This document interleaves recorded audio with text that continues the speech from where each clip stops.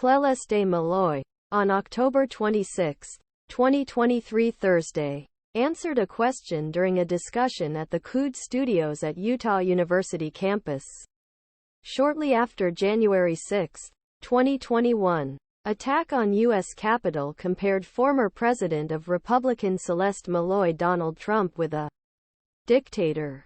When tried to take over a mafia U.S. Capitol consisting Trump fans in special Congress elections of this month, was an employee in the office former Utah Representative Chris Stewart, he said had already begun percolate even before conspiracy theories that was responsible. I spent a lot of time by saying, yes, these are Trump supporters. Joe Biden said his supporters in the weeks after the 2020 election loss.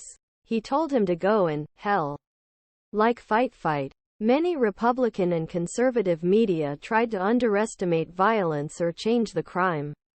Suggesting January 6, Maloy said, the real Confederation Army never entered the U.S. Capitol. But Trump supporters carrying a Confederation flag to Capitol in 2021 were a kind of soul-breaking. Maloy, who won Republican candidacy to achieve his boss at the Congress, compared attack with something you will see more than an authoritarian government. The Americans support the institutions of our country more than we support people. We do go behind dialters. Maloy said. Our loyalty is not for the Republican Party.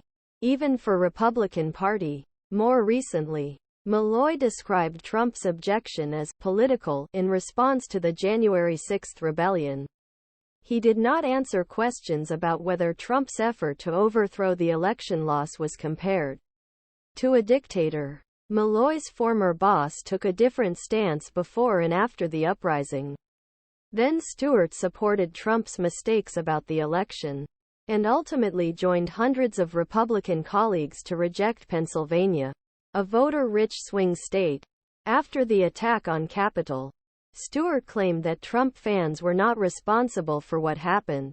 In a separate video sent to the same YouTube account, Maloy's former boss, the 6th of January, claimed that the attackers of January 6 were not part of a pro-Trump group.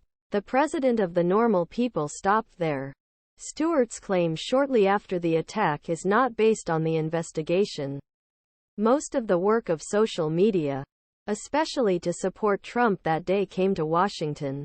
According to the Houston Chronicle, Trump tried to label the supporters imprisoned for crimes arising from January 6, not as prisoner, but as hostages.